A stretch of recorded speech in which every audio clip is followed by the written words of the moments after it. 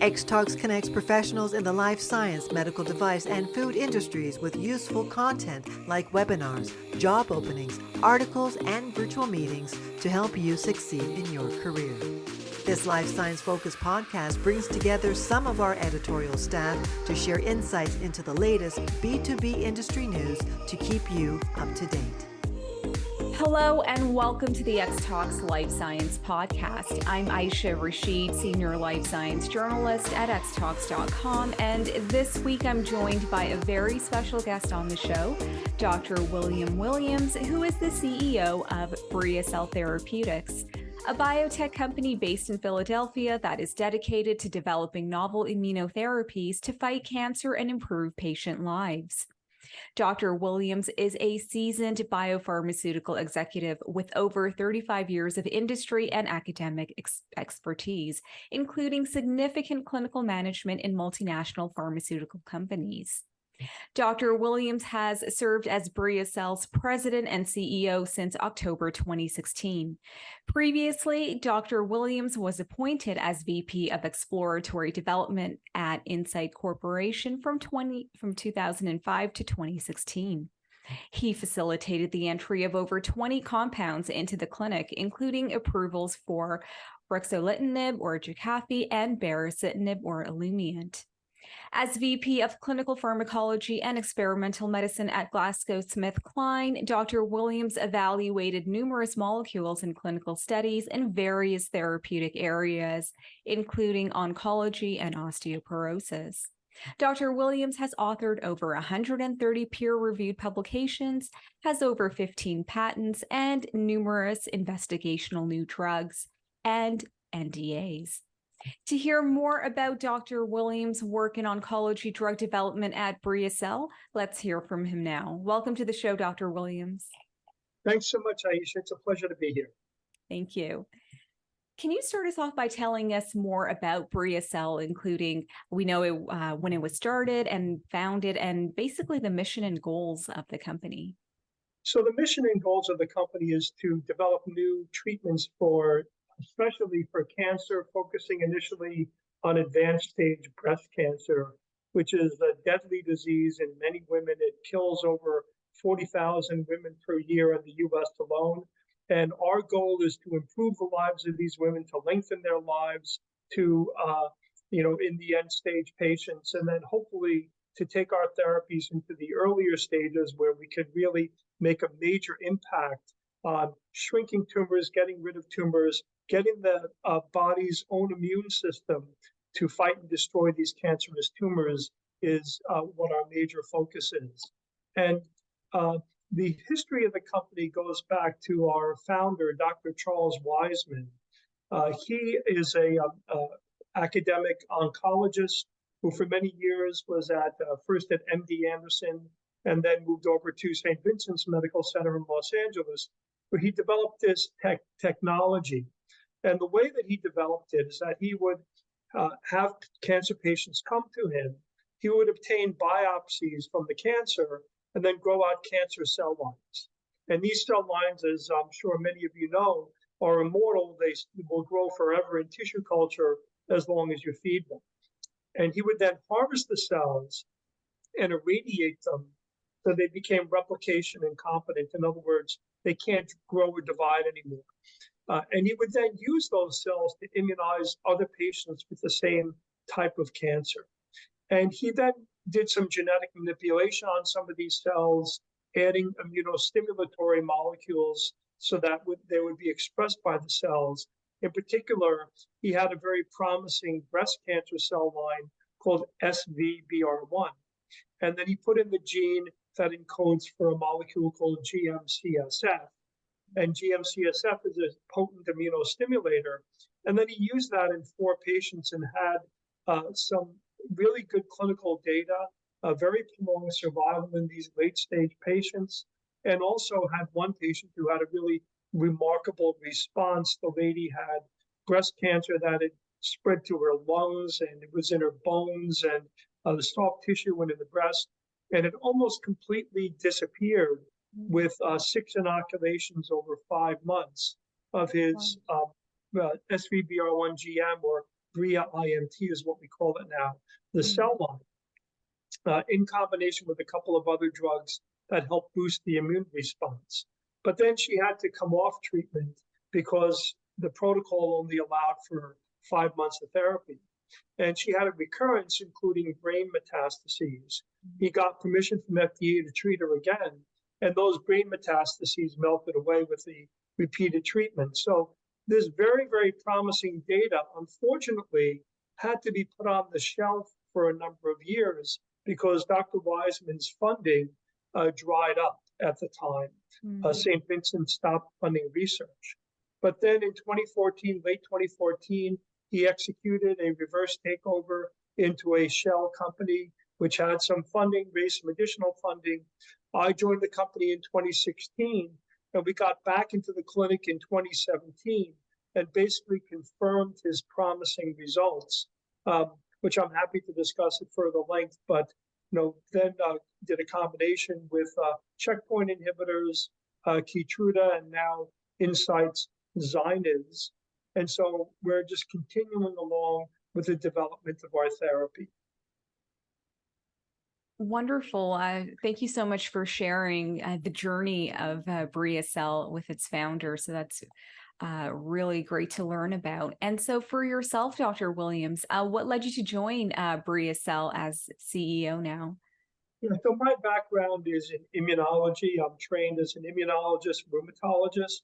I was doing bench-to-bedside research at University of Pennsylvania for a number of years back in the 80s and into the 90s.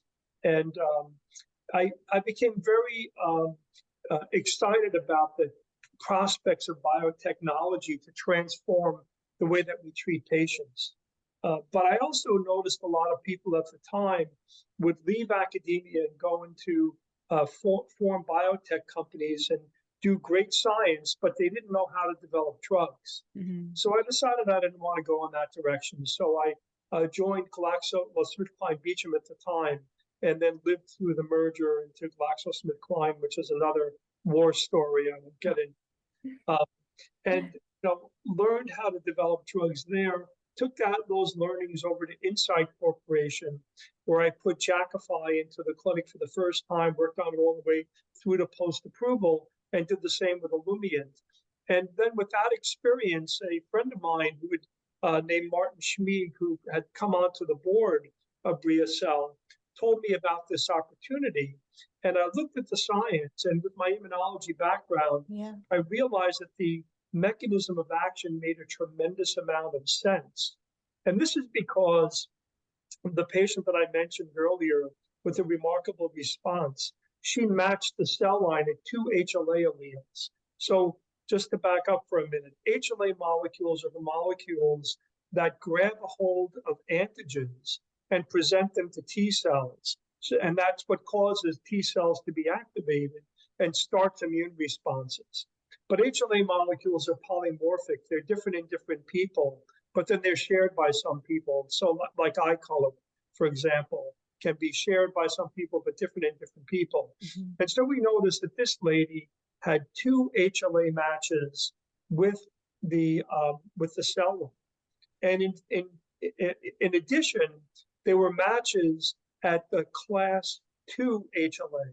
Now, class 1 HLA molecules are on all the cells of your body. They're kind of like your genetic barcode that lets your immune system recognize self versus non-self.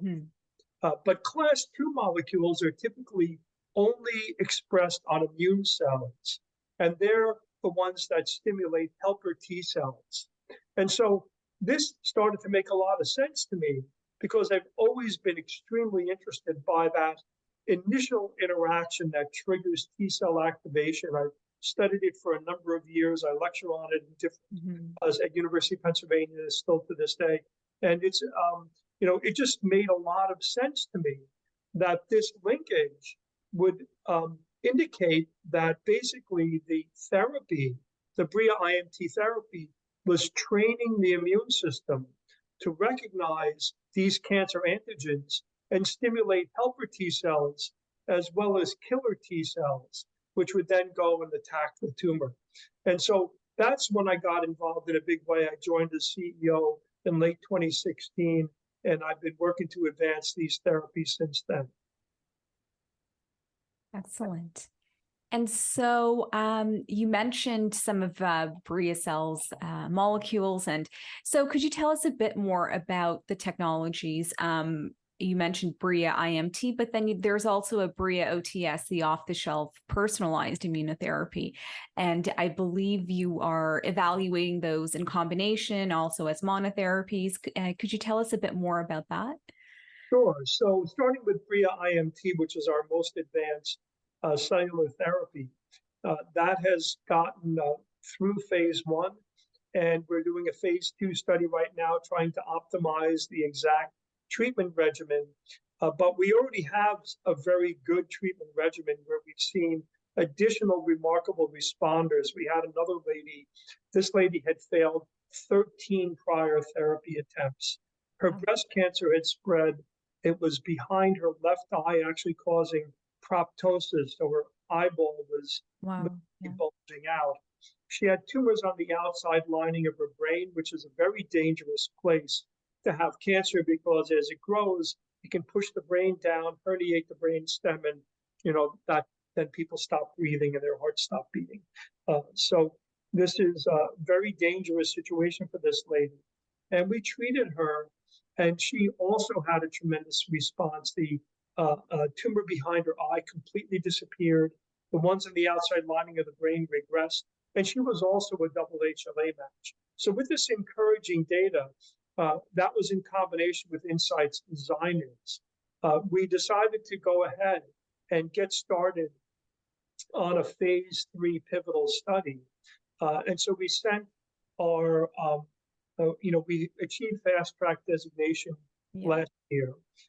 And so we sent our study design synopsis down to the FDA.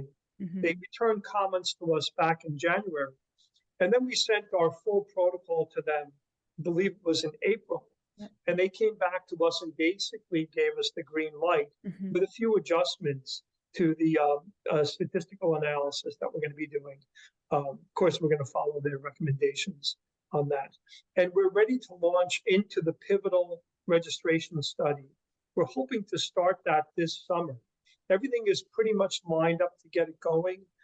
It's just a question of what I call the blocking and tackling, getting all those study startup activities taken care of. And so that's ongoing right now.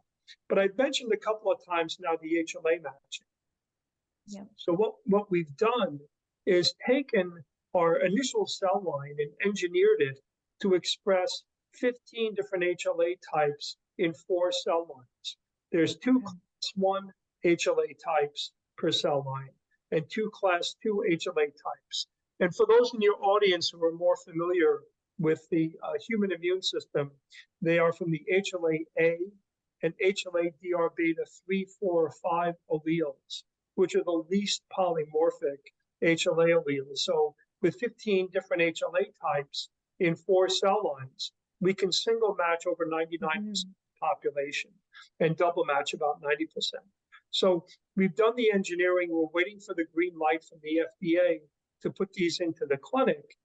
And then we've also found a way to enhance the ability of these cells to stimulate not only pre-primed T cells, but actually naive T cells, in other words, resting T cells that have never seen that antigen before, by engineering into the cells co-stimulatory molecules and cytokines. And that's what we call Bria-OTS 2.0. And that's something we're working very hard to get into the clinic as soon as we can. And then we're also going to be applying that technology to prostate cancer, lung cancer, and melanoma for starters. And then, of course, we can pretty much go anywhere with this as we continue to accumulate clinical data and accumulate more experimental results on this technology. So I honestly think that if this works the way I think it's going to, this has the potential to transform the whole approach to cancer immunotherapy. And so there is also a collaboration, an ongoing collaboration with Incyte for some combination therapies. Can you speak to us a bit about that as well? Yeah, so that's the ongoing phase 2 study, and the phase 3 we're in the process of, trying to get that squared away. But basically, we're using our Bria-IMT regimen in combination with their PD-1 inhibitor or checkpoint inhibitor, Yeah. just called Zyniz or retifanlimab. And so it's a scientific collaboration and supply agreement is what we've been working on with them. And so we hope to continue that fruitful collaboration into the future. Excellent. And so what would you say sets BriaCell's technologies apart from others in the market? Yeah, I really think that it's the unique insights we got from Dr. Wiseman's original patients, that this HLA matching and the mechanism of action. Because when people have looked at what you might call therapeutic cancer vaccines in the past and used cellular approaches, they've either completely ignored the HLA contribution, which is the most common approach, or they've only looked at class 1 HLA molecules because they're very focused on the killer T cells, which recognize antigen plus class 1 HLA. But I've always thought from my, going back to when I was a postdoc, that helper T cells are extremely important in generating an effective immune response. So that's one thing that sets us apart, is that we understand this contribution of class 2 HLA molecules. And our cell line expresses class 2 HLA molecules, which is one of the early clues we got as to why it's working so well. That it is expressing class 2 molecules and is able to stimulate T cells in an antigen-specific HLA-restricted manner, so specific stimulation of T cells. And then this has also led us to the Bria OTS pipeline that we have. So we think that there's a lot that sets us apart in those ways. And so you mentioned that, of course, your initial studies have been in advanced or metastatic breast cancer, but you did mention that you're looking at other cancers as well, such as prostate and lung. So is that going to be the ongoing trials, the phase 2, and then the planned phase 3, would that include those other cancers, or is the focus still on breast cancer at the moment? So those studies will be dedicated to breast cancer, right? Because that's where we're most advanced. But we're going to be doing what's called bucket trial, where we're going to start with our off-the-shelf personalized approach in breast cancer, and then add other tumor types to it as these cell lines become available. So it will be a fairly complex study, but it'll allow us to make the study as efficient as possible and to look at multiple different tumor types and see where we're getting the best responses in advanced cancer. And at the same time, we're looking into potential collaborations to move our therapy up into earlier lines of therapy, not just the kind of salvage patients that have the other options. Excellent. And so, of course, in oncology and other areas, but specifically oncology, there continues to be a great focus on personalized cell and gene therapies like immunotherapies. And so how have you seen the landscape evolve from 10, 20 years ago, and where do you see the field going in the near and maybe distant future as well? Yeah, so I think that obviously immunotherapy has taken oncology by storm. The therapies that are out there can be very effective in some patients with some types of tumors, but there is getting to be more and more widespread use of these checkpoint inhibitors. And of course, they work basically by taking the foot off the brakes of the immune system, but they do so in a very broad manner, a very generalized manner. And unfortunately, there are a number of patients who then develop autoimmune disease because of that mechanism of action.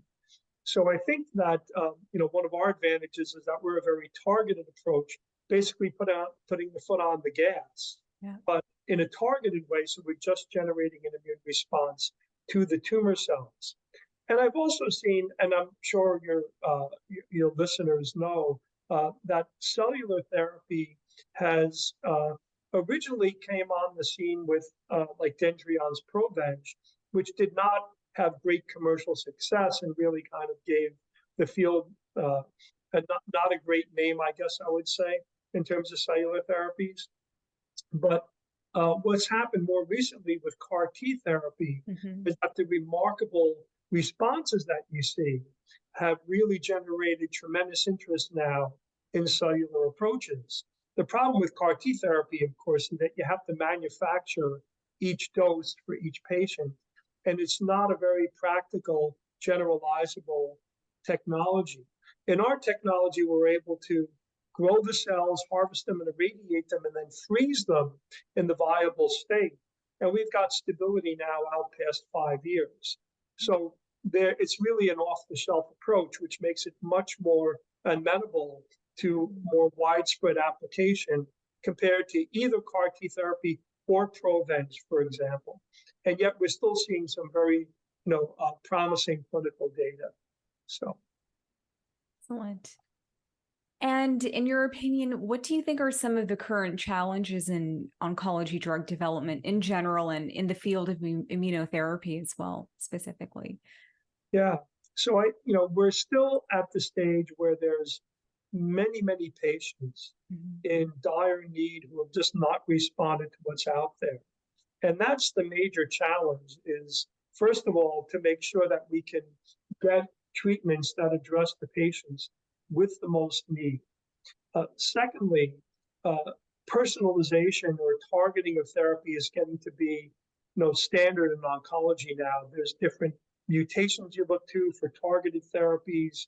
Whether or not tumors are cold or hot, and therefore whether or not checkpoint inhibitors are likely to work, for example. So there's getting to be a lot of information. And I think that that's going to be where the field is going to continue to go, that we will continue to figure out how to best personalize therapies, tailor it to the individual patients, and then do that before the disease is too advanced, because the development paradigm in oncology is to start in late stage patients as we are, and then to move up into earlier lines of therapy. Well, I think that that's fine in terms of establishing safety, but there's a lot of patients who could really benefit from newer therapies in earlier stages if they were, given the opportunity to go there. So that's something that is going to continue to be an issue, is how to get the best treatments, the most current treatments to the patients who need them as rapidly as possible.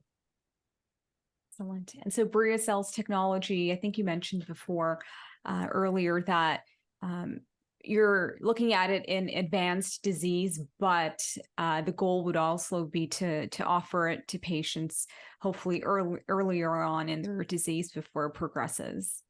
Yes, absolutely. And that's something that we're looking into, hopefully in the relatively near future, to start some studies, in earlier phase patients. Excellent. Well, thank you so much, Dr. Williams, for being on the show today, for sharing your wonderful insights and sharing more about the really exciting work that's happening at BriaCell. I really appreciate your time. Thank you, Alicia. It's been a pleasure. That's the end of this episode of the X Talks Life Science podcast. If you liked today's show, don't forget to rate, review, and subscribe. Thank you, everyone, and see you next week. Thanks for listening to the X Talks Life Science podcast. If you enjoyed our discussions today, please share the episode with your friends and colleagues, and be sure to subscribe in order to be notified when a new episode is released. To join in on the discussion, you can find X Talks on social media, email podcast@xtalks.com, or comment on the articles directly. Links are in the show description. Take a moment to join our community at xtalks.com to get access to everything we have to offer, including webinars, job listings, virtual meetings, articles, and more. The views and opinions expressed in the podcast are those of the speakers sharing them. They should not be taken as professional advice and do not necessarily reflect the policy or position Honeycomb Worldwide.